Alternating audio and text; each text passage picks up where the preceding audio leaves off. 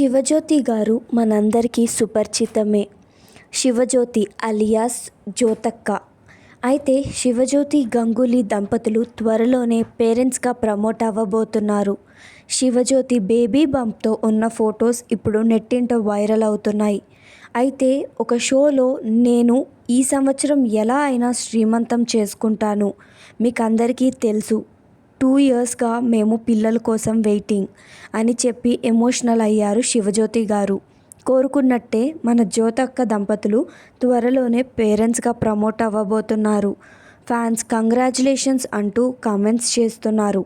ఇలాంటి మరెన్నో అప్డేట్స్ కోసం మన ఛానల్ని లైక్ చేసి సబ్స్క్రైబ్ చేసుకోండి.